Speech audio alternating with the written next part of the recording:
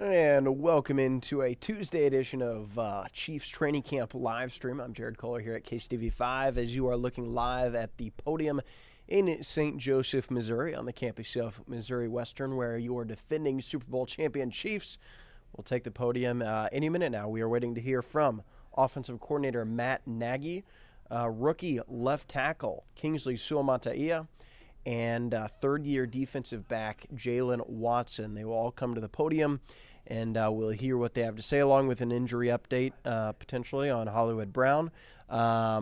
As that continues to develop, we will bring you the live press conference, as we have every training camp day here at KCTV5. This will continue Wednesday and Thursday, and then that's a wrap for camp. So, again, if you're wanting to get out and see the champion Chiefs in person, tomorrow is your best day, because Thursday, remember, practice starts an hour earlier on Thursday at 8:15, and it's a shorter practice because, hey, it's the last one they kind of get out of there. So if you're wanting to get up and see the champs, I would recommend tomorrow, or as always, keep it right here. We're showing you full coverage, but also highlights as well.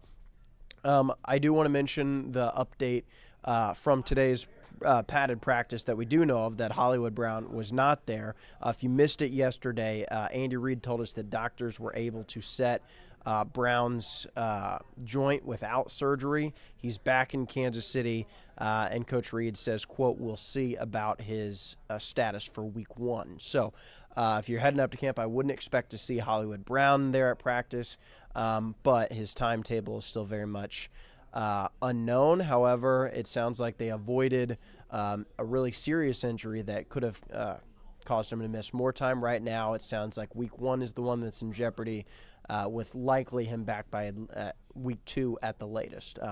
But we'll see if they have any update on Hollywood Brown. Good news from training camp today on the injury front. Nick Bolton was practicing. Here's Matt Nagy. All right, go ahead. Matt, your receiver rotation, obviously with Hollywood out, just how the guys adjusted to him not being out there, and what are you doing, anything to change from he might be out for the potential preseason opener? Yeah, nothing real different right now other than Jay Watt stepping in, Jay Watt has been so great. He's invaluable in the fact of just understanding every spot. So for him to kind of know this offense, where he's at, steps right on in. We changed the name of the personnel, per se, and the guys just keep rolling. But they're doing a good job, and I think it's one of those deals they just got to know. And it's next man up mentality, and we want Hollywood to get back as soon as he can, but we got to keep rolling, and we got the guys to do it. Who's that? Yeah. He's been progressively getting better and better by the day, and then you saw that with some of the runs he had.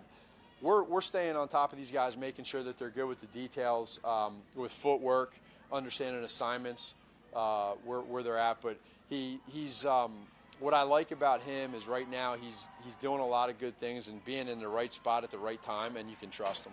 Are there specific areas where you feel like Xavier Worthy has made progress since you guys came up here? Probably the biggest thing, Adam, is him understanding that everything's not going to be perfect, but how do you respond to, for example, today, a couple misconnections between him and Pat, downfield throws that they didn't hit, but you put that on tape, and now they can take that and talk through why it happened, and so he's been good with that.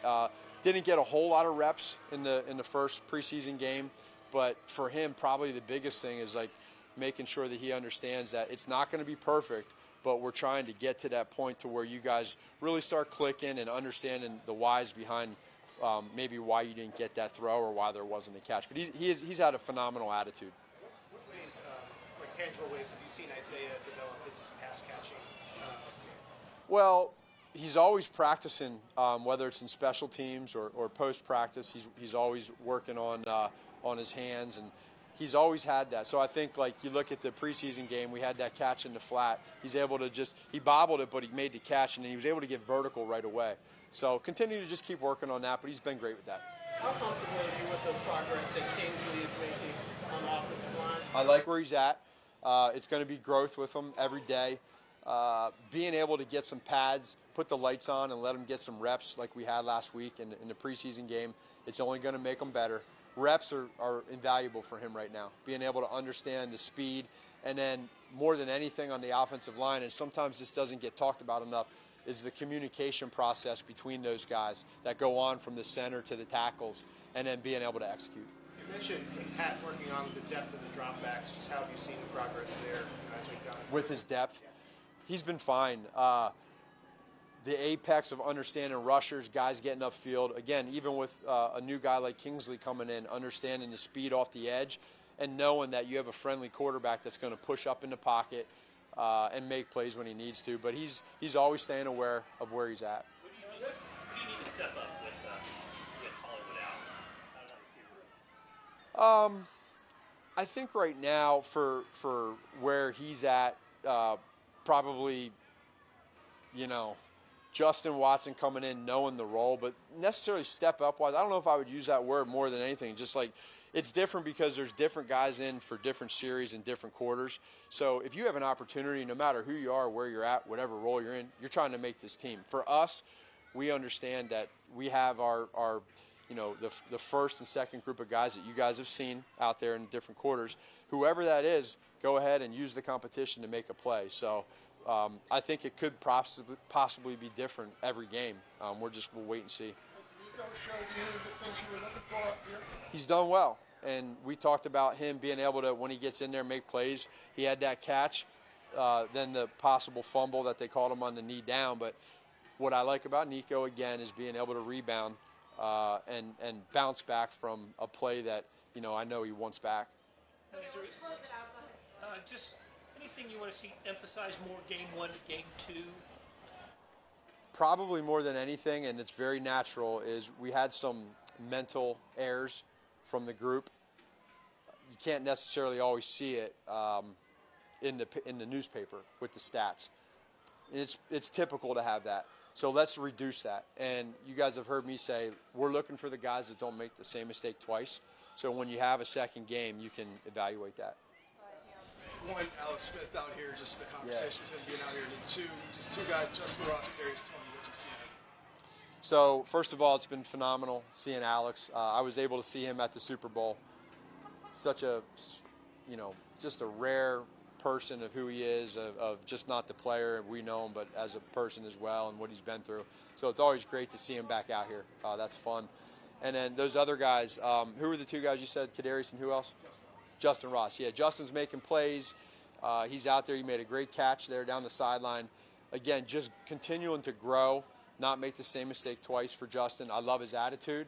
He's been very involved and really enjoying his process. And then Kadarius, again, same thing. It's just making sure he's just got to get healthy and get out there so that we can, see him and see the reps. Matt, have you learned anything in this camp, just seeing Travis Kelce day to day, just how he's trying to, obviously grow within the offense and help everybody else? He's still doing everything he's done with the routes. What I always like in the last 3 years now, me being back here, is just seeing his continual growth as a leader and a mentor and a conduit of us coaches to the young guys and the players. You get to this part of camp right now, it can be a little bit grueling. You can get a little bit of that I feel sorry for myself mode. He doesn't let that happen. And when you hear that come from a player like Kels, it impacts those young guys and they push through. So I think that his leadership's been great. Matt, Patrick mentioned last week that he's a football historian. He's kind of a junkie in that research. How do you see that about him, especially maybe how does that manifest itself, whether it's just in the way he thinks or the things he sees or even some of the things that they come up in the laboratory? Right. Well, I'd say his appreciation, number one, for people that have come before him is real.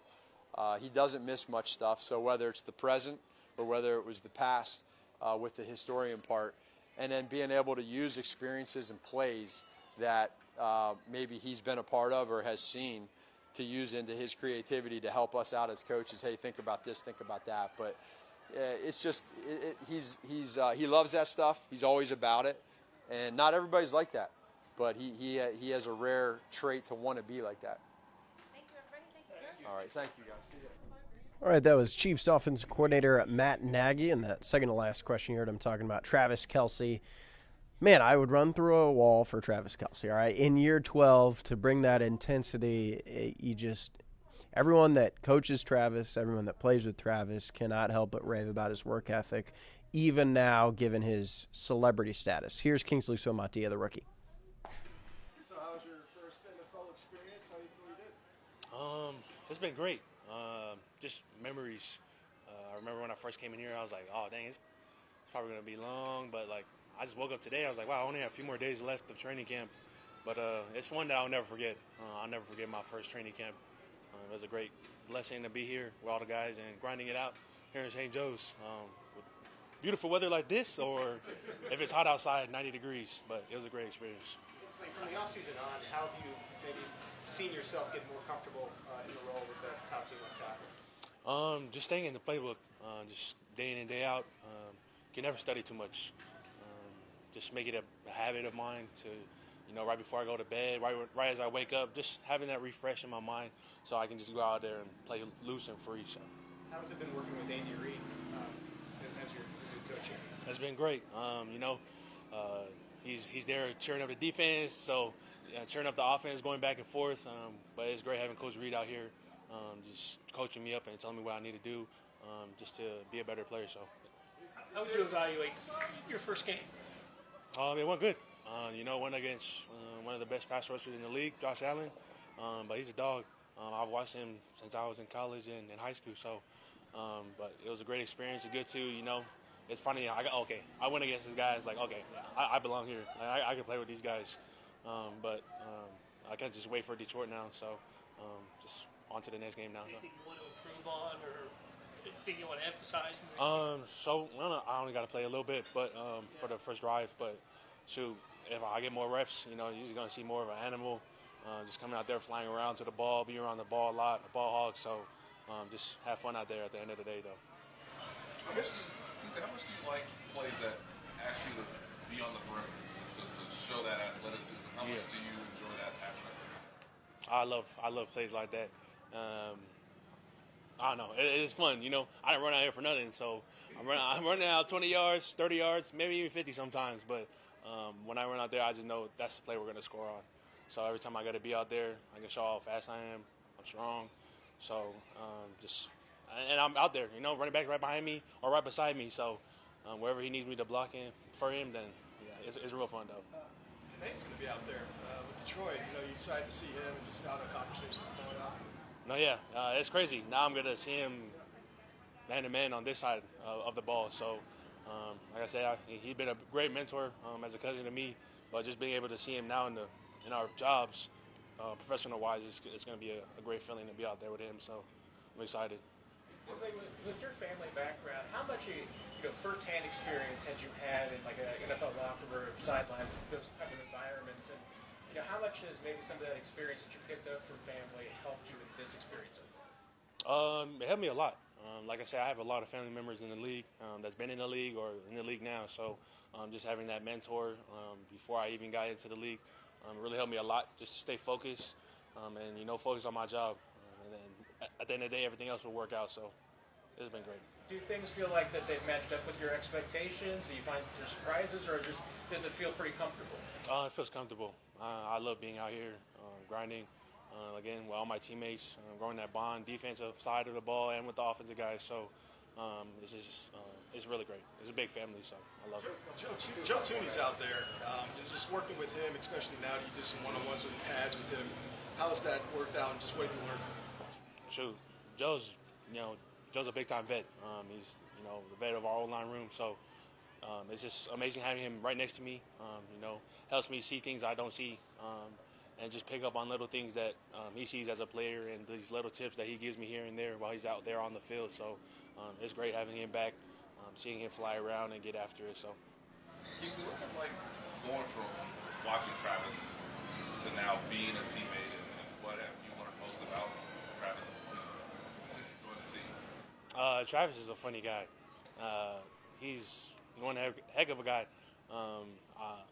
It feels like an older brother kind of relationship that I have with him.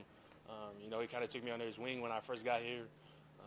He know a little bit of our culture, so it's real nice having him But even out, his football IQ is outstanding. The way he sees the offense, the way he sees coverages and stuff is unbelievable. So just having that role model again, all these different guys across the board to help me out, just to be a better player for this team. So.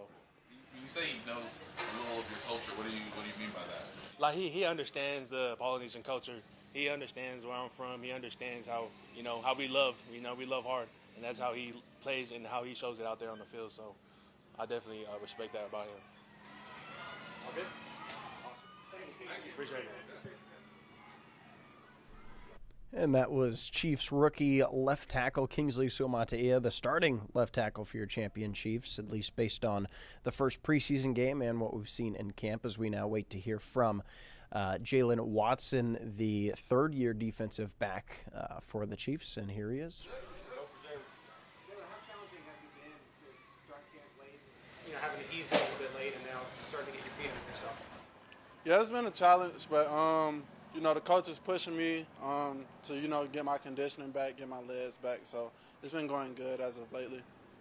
How much of a challenge was that last year playing through the shoulder injury? It was tough. The worst parts were the practices because I wasn't taking anything to take the pain away, and it just kept popping out every day, but then popping back in. But it was a challenge, but it was all worth it. What was it like during this off season? Because it looked like during OTAs you were starting to get a little bit ahead, and then it looked like maybe they pulled you back a little bit. Was there a setback or anything? Or? No, it wasn't a setback. It was just to be safe. What are you trying to prove now that you are on the field? Where you want to progress next in your career? I mean, it's a new year. With LJ leaving, it's a spot open for everyone. So everyone has goals for themselves, and just try to make a name for yourself, let the world know who you are. How has that competition been with Nagy when he is out there and Josh Williams? How are you guys all handling it, would you say? It's been fun. I mean, everyone thinks this is something new. Yeah, you get a cornerback too, but we've been doing this for 3 years. It's always been healthy competition. We always, root for each other's success, and who's ever going to take the spot is going to be willing of it. You could have shut it down last year. Why did you decide to continue to play on? I just love playing football. I mean, that's the goal. I felt like on game days, if I took a couple, I could play it. I could play through it. I just had to get through the practices. And the games, I really didn't feel it because, the adrenaline was going, and I made the best of the situation. And I just wanted to get another Super Bowl, and it happened, so it was all worth it. Spags has talked about how he's been wanting, somebody to step up and kind of claim that number 2 spot. And, what was your kind of mindset with that? But since I'm sure you're rooting for your teammates, but at the same time, you're probably also saying they're just waiting for your chance. Has it been kind of like for you? I mean, it's just your teammates and your coaches having trust in you, everyone doing their job.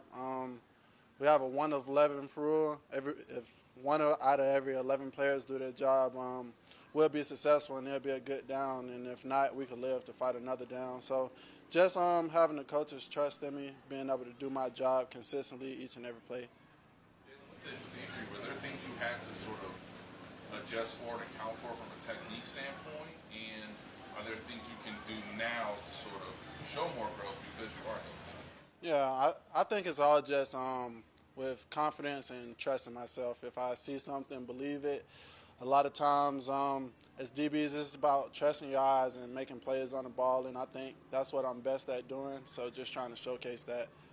Do you think Mayor's pushing you on this year?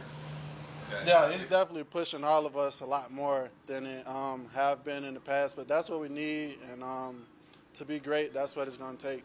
When you say he's pushing you more than, say, last year, what's an example? Just in meeting rooms, corrections. He's always been pushing us, but it's just a different intensity level this year because someone has to step up and fill a big role. Good.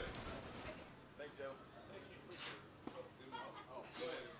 You usually come down the hill saying riddles, and I kind of just want to know how that started or why you do it. Just to interact with the fans, I try to show my personality a little bit because, a lot of times us as football players, we're just known as football players, and they don't really know who we are as people. So just try to show who I am a little bit. Any gratefulness you have of seeing what Nagy's had to go through over the last year? And obviously, there's a competition, but just because you guys did come through the league together, what's it been like to watch him sort of battle back to maybe being a contributor? I mean, it's great watching him and BC come back. They were both injured, and us five, we're really close. So it just hits different, like watching all five of us have so much success, and B. Cook's having his child come in this week, and it's just great watching Trent get his All-Pro, NJ coming back, flourishing. It's just we're all so happy for each other, and there's never any ill will about any competition. All right. Good. Thanks, Jaylen. Appreciate you, guys.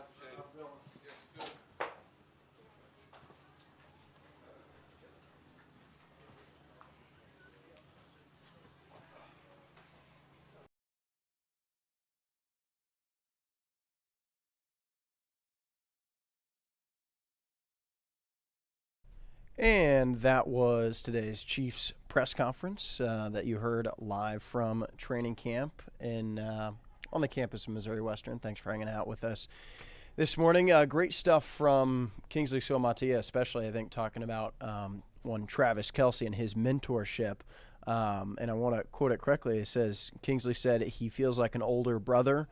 It's an older brother relationship. He took me under his wing, showed him the ropes. And then I think the cool part of that, Kingsley said he understands the Polynesian culture, where I'm from, understands how we love art, and that's how he plays.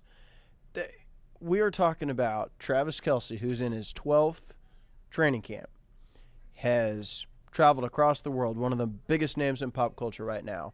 Kingsley Suamataia has been a Kansas City Chief for a few months, and they already have what at least Kingsley says is a older brother-like relationship where he respects his culture and his family.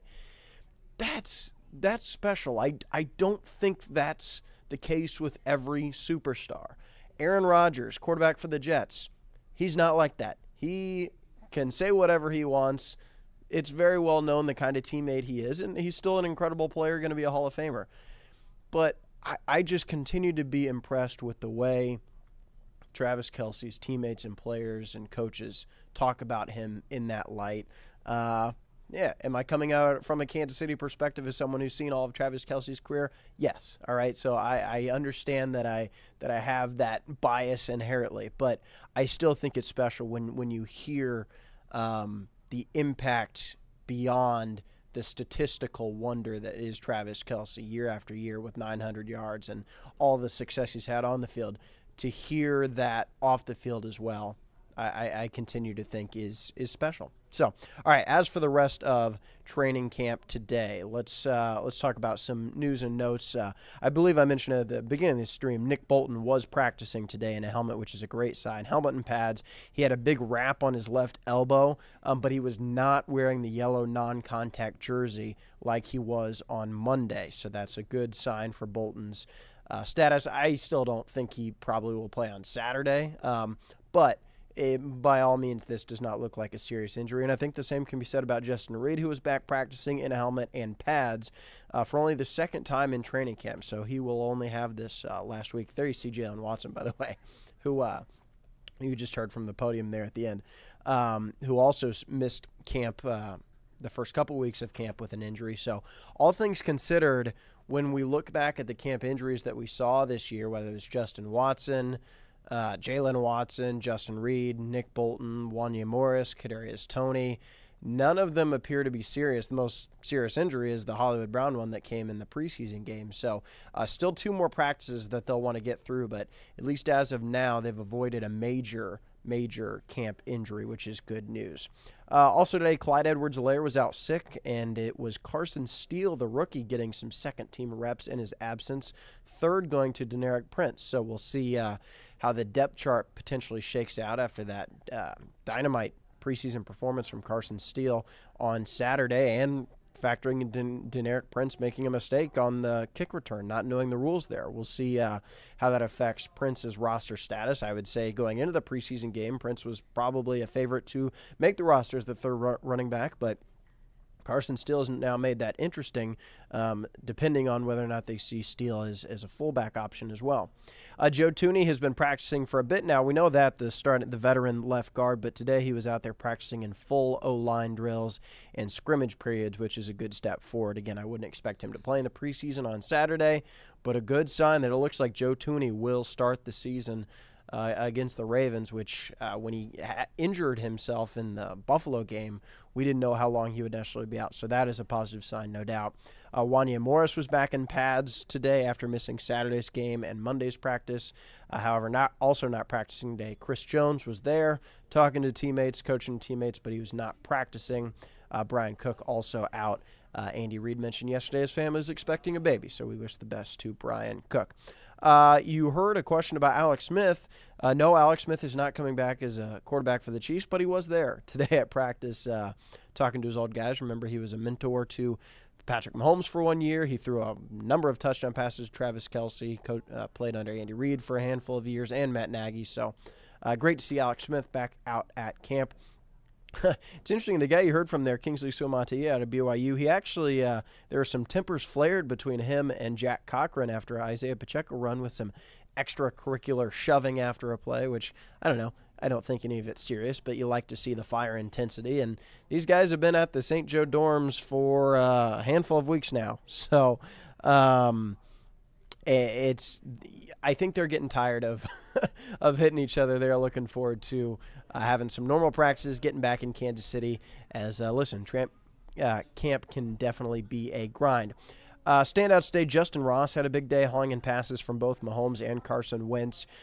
He continues to fight for that roster spot. He had a great jump ball catch in the preseason game in Jacksonville in that crowded wide receiver room because Hollywood Brown presents more opportunities for receptions for the next two preseason games at least, maybe week one, but since we don't believe him to be out for much longer than that, listen, Justin Ross still has to fight to make this roster. And as does Kadarius Toney, who today Matt Nagy said Toney has to get healthy and get on the field so they can see what he does with reps. He's been practicing in some capacity, but he didn't play on Saturday. He continues to be an injury-riddled player, and right now the odds are stacked against Kadarius Toney to make this team, I would say. But there's still two preseason games to see how he unfolds. Also, if you were at camp today, you saw the long drive drill where the ball starts at the 1 yard line and the offense tries to march down the field. Always one of the more grueling drives of camp. So Andy Reid testing the squad, as you see Kingsley Suamataia right there. Andy Reid testing the squad in their third to last practice, as they will be back on the training camp field tomorrow at 9:15 and Thursday at 8:15. Tomorrow we expect to hear from one Dave Tobe, Chief Special Teams Coordinator. Not the best performance special teams-wise in Jacksonville with the new kickoff rules. They let up a big return and then had that miscommunication, if that's what you want to call it, misunderstanding on the kick return where they took a safety. So we'll hear Dave Tobe's perspective for the first time on Wednesday, so you want to follow us for that. Then back Thursday, then the Chiefs' home game Saturday against the Detroit Lions, kickoff at 3 o'clock at Arrowhead.